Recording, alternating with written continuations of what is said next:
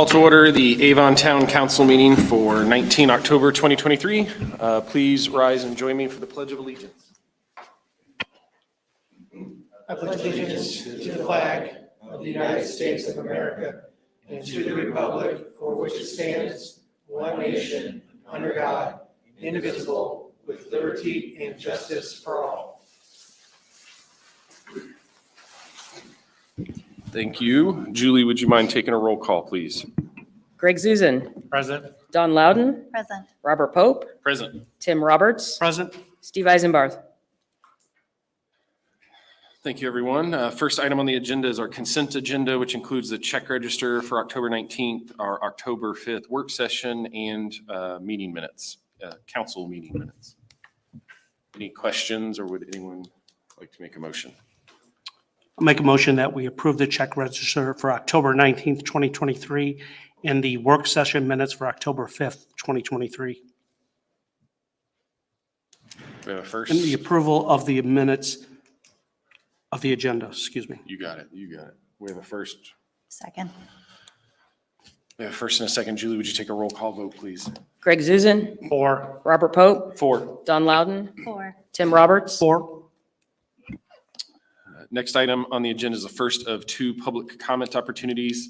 Please come forward to the microphone, state your name and address, and limit your time to 3 minutes.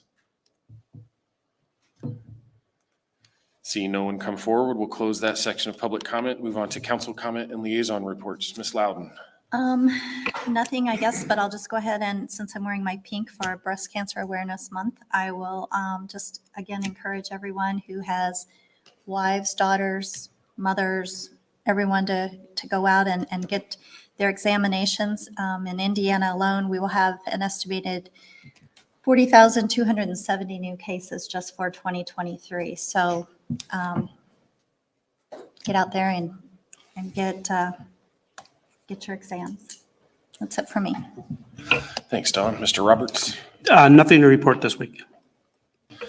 Mr. Zuzan. I have nothing to report. Right along. All right. Then I apologize. Attended the school board meeting last Monday where the school board also approved Garmong for the CMC for the new schools administration building in Easton Gray. Earlier this week, Julie and I took part in the entrance conference for the state's audit for 2021 and 22. They'll be here for the next week or so while they work through their tasks. And then Friday before last, I had an interesting and productive conversation with our new fire chief, Danny Brock. I would encourage each of you to reach out and meet with him, given your time to just get to know him better. I think you will be pleasantly surprised at his direction for the community's fire and medic services. That's it for me. Moving on, new business award quote for improvement on Ronald Reagan Parkway, the entrance at Portillo's. And Steve, I assume you're speaking to this one. Yes, so this is where the opening in the center median used to be and still is, but it's blocked off with barricades and barrels right now. Finally, we were able to get a quote that's acceptable price-wise, down over $150,000 less than what we had gotten previously. I changed the design a little bit. That helped it, I guess. But we're going to do the maintenance of traffic ourselves, and so we're doing some things to help with that price. So this price here, we feel comfortable with. They're going to get started on Monday if I get the maintenance of traffic out tomorrow, and then hopefully it'll be done within 2 weeks. Is this a company that we've used before? I Oh, know we of use- people yeah. that have used them. Yes, so it's Holsnick Enterprises, and Tom's worked for the town since the town got started, so yeah. This is that intersection where we've had some fatalities, is that correct? I know of one fatality. I know one where there's a lost limb, and I know of a lot of fender benders there, yes. I think this bid looks a lot better than the last ones that were presented to us. Any further questions? Would anyone like to make a motion? I'll make a motion that we approve the award quote for the improvement on Ronald Reagan Parkway and entrance at Portillo's as presented. I'll second. We have a first and a second. Julie, would you mind taking a roll call vote, please? Tim Roberts. 4. Robert Pope. 4. Don Loudon. 4. Greg Zuzan. 4. Moving right along. Next item on the agenda, introduction of zoning amendment 23-04 Avon Christian Church subdivision. I see Bill's hanging out back there. I assume you're not presenting this one then, Bill? No. All right. If I may ask the petitioner to come forward. Please state your name and address for the record. My name is Chris Barnett. I am the Habitat for Humanity at 3135 North Meridian Street.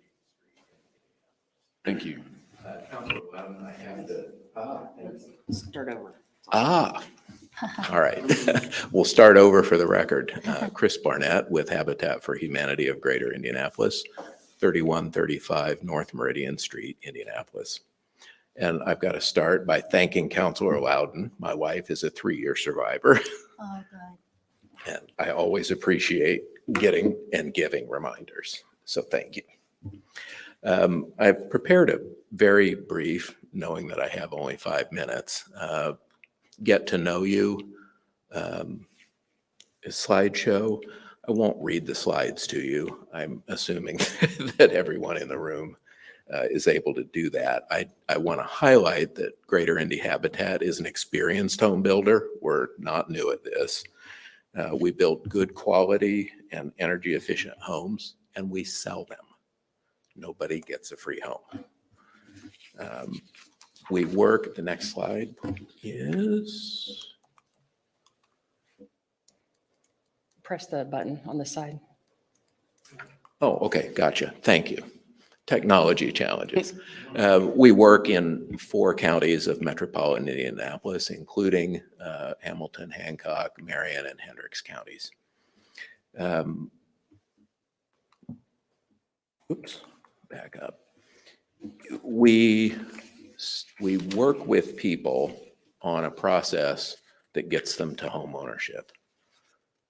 People apply to the program.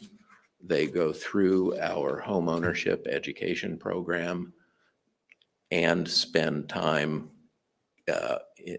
giving sweat equity on their own home and on others' homes. The total of the classroom education and the sweat equity is 200 hours of time. So it's a substantial down payment on their home.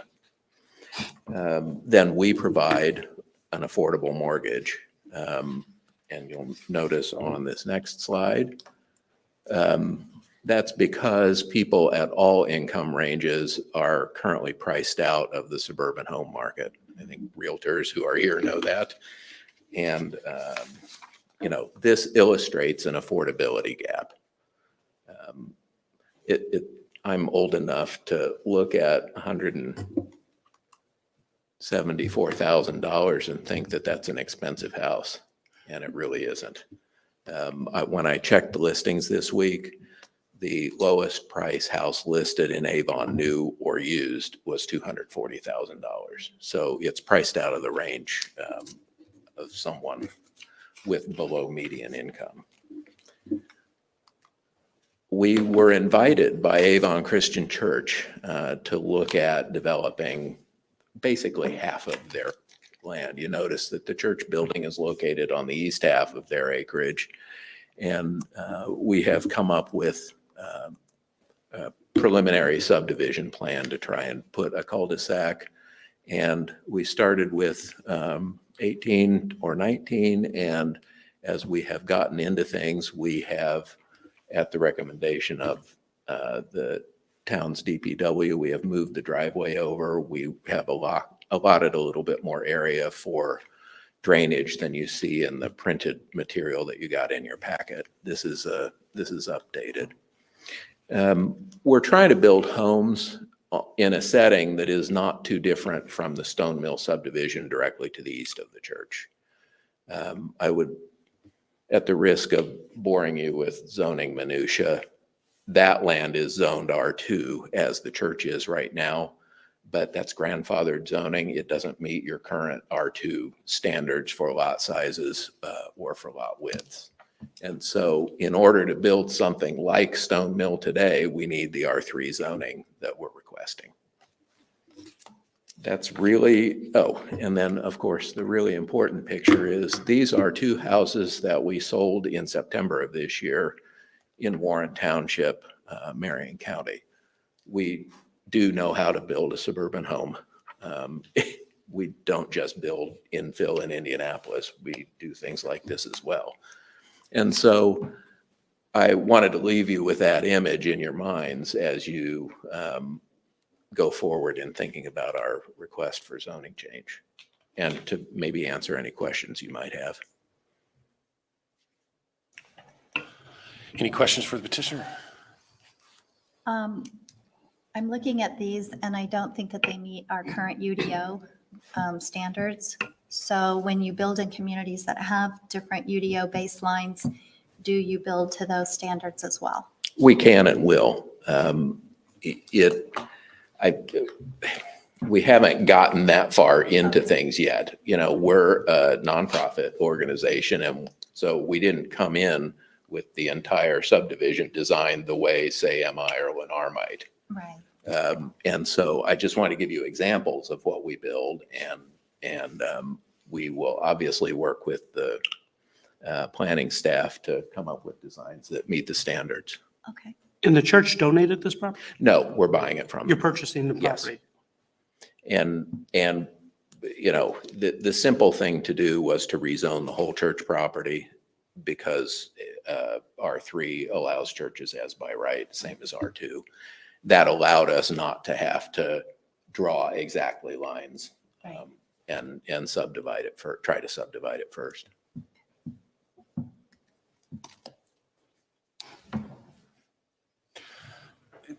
This is going to include a road cut on the 100 South Yes. directly. Is there any possibility of including that roadway within the currently constructed one with the church? We did look at that. When we talked to the church property committee about it, this parking lot to the west that's in the front of the current church building, they told us that that is simply asphalt on grade. It doesn't have, they said, a good base under it, so it would have to be substantially rebuilt if it were used as a main drive or as a street.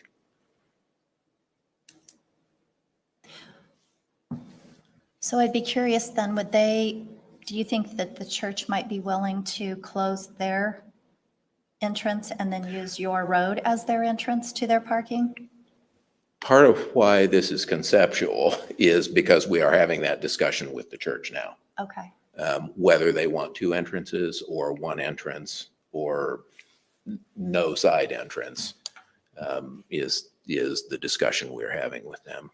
We had something similar on Dan Jones on a church property, and that was a big concern, you know, the number of entrances and exits off of the road, especially that close together. Mm-hmm. Yeah, thanks for asking that follow-up. That's exactly was my concern. So you got two entrances to to an area that close together, creates a traffic safety issue. I'd be far more favorable if you were able to close the current church entrance and allow them to use this new entrance that would hopefully be built to public road standards.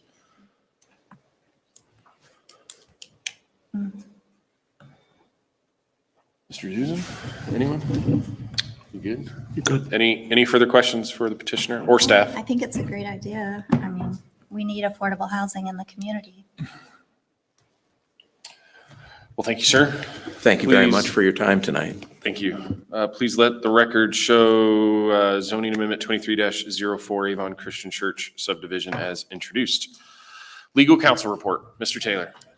All right. Wow, that's nice. Next item, second opportunity for public comment. Please come forward to the microphone, state your name and address, and please limit your time to 3 minutes. Closing that section of public comment, second opportunity for council comment. Nothing to report. The only thing I'd like to add is early voting starts Monday for the county here in Avon on Wednesday at Radiant Bible. Please vote, no matter who you vote for, please vote. Council calendar, Steve Moore.